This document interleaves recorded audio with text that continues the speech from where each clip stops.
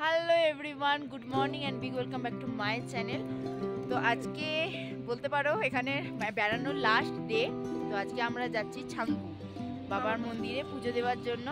আমরা একদম রেডি হয়ে বেরিয়েই ভিডিওটা শুরু করলাম। আর আমরা এখন ব্রেকফাস্ট করতে দাঁড়িয়েছি। মোমো না কি খাবো? ম্যাগি খাবো, Maggi, veg momo, veg Maggi, sorry. তো খেয়ে নি, চলো তোমরা দেখতে থাকো।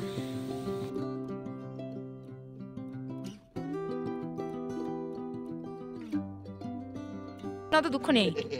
এই যে অভিজিৎ দা আমাকে এমন ডিপ্রেশনে নিয়ে চলে যাচ্ছে, আমাকে সুইসাইড করার দিক থেকে ঠেলে দিচ্ছে। গাইস তোমরা প্রতিবাদ করো। এবং এইখানে দেখো, এখানে ভাবতে পারছো এইখানে আমার স্বামীর কি হবে।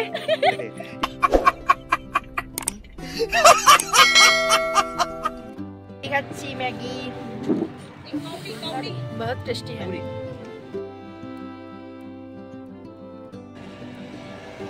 মা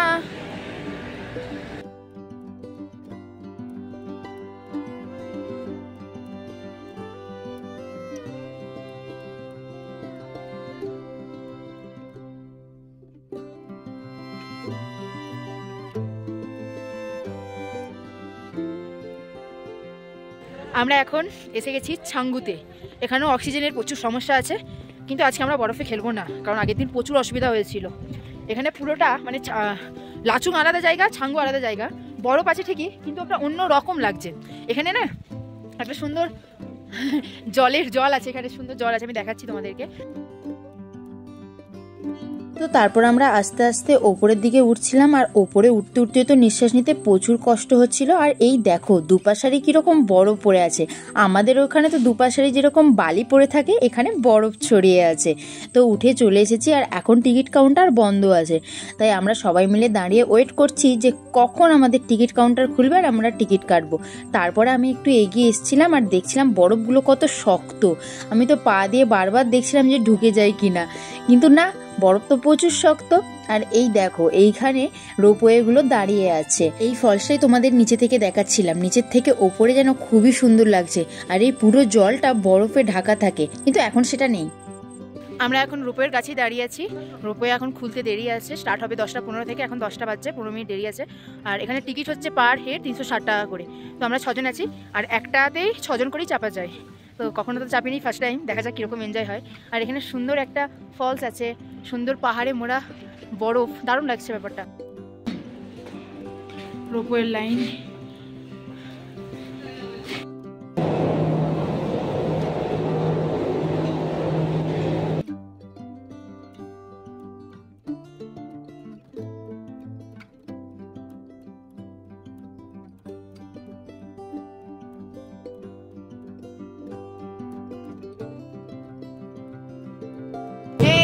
রোপওয়েতে উঠে পড়েছি। এ আবাইগা মজা।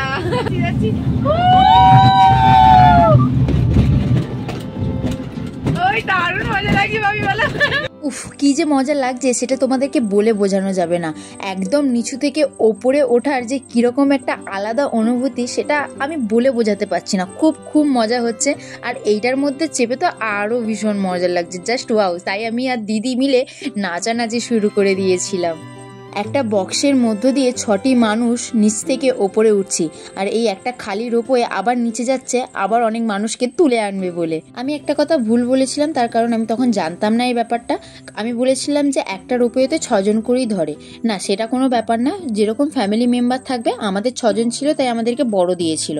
তোমাদের যদি ফ্যামিলি মেম্বার 1 জন বা 2 জন থাকে, তাহলে সেই রকম ছোট রোপওয়েও আছে।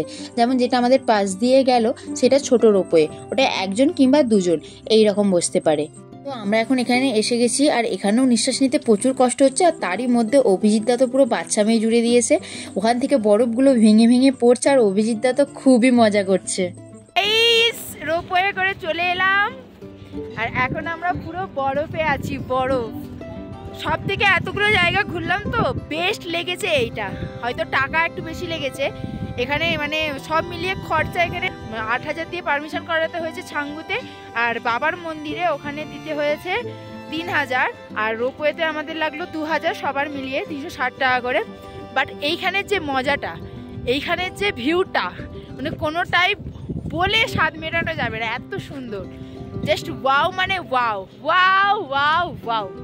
চারপাশের ভিউটা কতটা সুন্দর, নিজের চোখে না দেখলে হয়তো বুঝতে পারতাম না যে প্রকৃতির এত সুন্দর রূপ আছে। ভগবান প্রকৃতিকে এত সুন্দরভাবে সৃষ্টি করেছে। ওই দেখো ওখান থেকে কিরকম বরফ ভেঙে পড়লো। তারপর দিদি আর জিজু মিলে একটু ফটো তুলবে আর ভিডিও করবে বলে এখানটায় দিদির নাম ছিল। অভিজিৎদা তো ছুটে নেমে পড়লো, কিন্তু দিদি ভয় পাচ্ছে যে যদি পড়ে যায়, সেই জন্য বাপি আর অভিজিৎদা মিলে ওকে নামতে সাহায্য করলো। না যাবো না, শুধু আমাকে ডিস্টার্ব করছে গাইস, শুধু পিছনে লাগছে গাইস। গাইস আমি যাবো গলাই আমি যাবো গলাই মোটা চিড়ে যাবে আমার 1000 টাকা দিয়ে কিনেছি, চিড়ে যাবে। এখানে অক্সিজেন লেভেল খুব কম, রীতিমতো কোন পাহাড়ে উঠে আছি, ওই নিচেই ছিলাম, ওখানে ওই নিচে ছিলাম, আর এখন একবার টপ লেভেলে উঠে গেছি, অনেকটা দূরে উঠেছি। উফ হাঁপানি হচ্ছে, গলা শুকিয়ে যাচ্ছে, প্রচুর ঠান্ডা লাগছে। এখানে একটা সুন্দর শিব মন্দির আছে, আমি দেখাচ্ছি।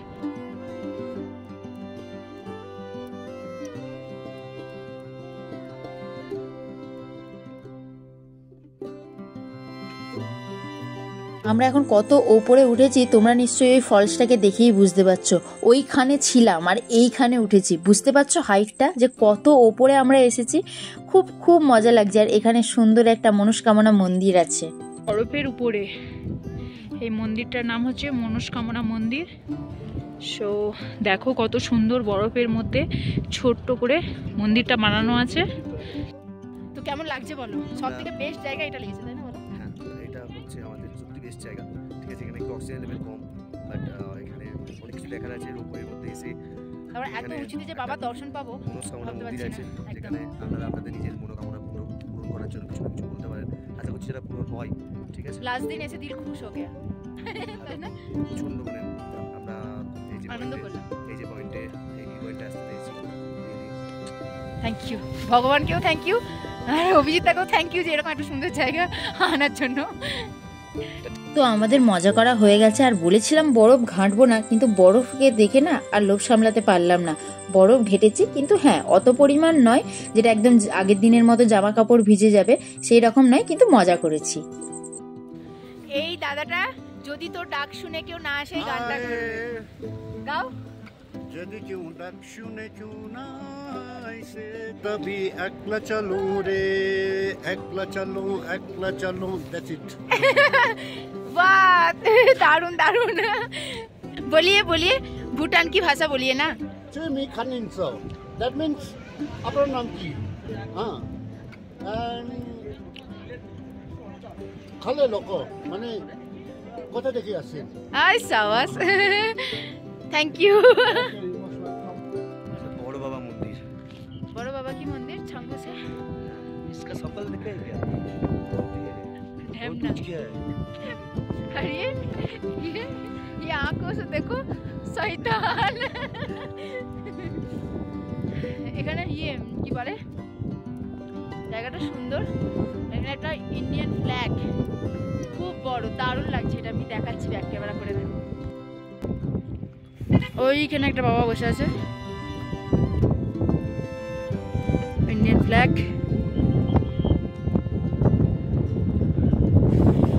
ওহ প্রচুর হাওয়া দিচ্ছে।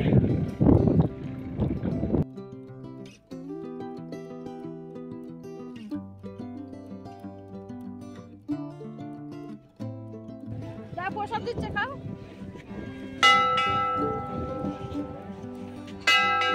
এটাই হলো সেই বড় বাবার মন্দির, যেটা প্রথম দিন থেকে শুনছি যে এরকম লাস্ট দিন বড় বাবার মন্দির যাব, পুজো দেবো। তো মনস্কামনা পূর্ণ হয়েছে আমাদের, যে বড় বাবার দর্শন পেয়েছি, বড় বাবার মন্দিরে আসতে পেরেছি। লক্ষ লক্ষ মানুষ এখানে আসে বাবাকে দর্শন করার জন্য। বাবার মন্দির দর্শন হয়ে গেল। এখানে 3টে ঘন্টা ছিল, আমি 3টে ঘন্টাই বাজিয়েছি।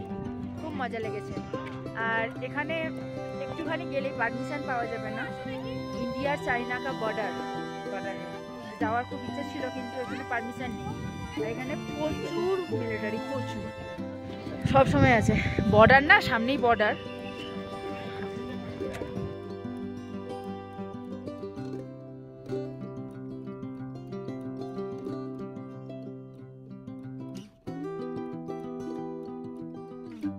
বাবার মন্দিরের পাশেই এইরকম একটা সুন্দর গিফট শপ আছে। তো আমরা তো আর এক্সাইটমেন্ট ধরে রাখতে পারলাম না, গিফট শপ দেখি সেখানে ঢুকে পড়লাম যে কি গিফট আছে দেখি চলো। তো এখানে এসে দেখলাম যে সুন্দর সুন্দর বজরংবলীর মূর্তি, কচ্ছপের মূর্তি, মানে ঘরে সাজন্ত যে গণেশ মূর্তি, দুর্গার মূর্তি যেগুলো হয় সেইগুলো সুন্দর সুন্দর আছে। তো এখান থেকে আমরা বজরংবলীর মূর্তি নিয়েছি, খুব ভালো লেগেছে। এখানের মূর্তিগুলো খুব সুন্দর, প্রাইসও রিজনেবল, খুব একটা বেশি নয়। তো তোমাদের ভিডিওটা কেমন লাগলো তোমরা কিন্তু একটা কমেন্ট করে জানাও, আর ভালো লাগলে অবশ্যই আমার চ্যানেলটিকে সাবস্ক্রাইব করে দিও। তো চলো টাটা।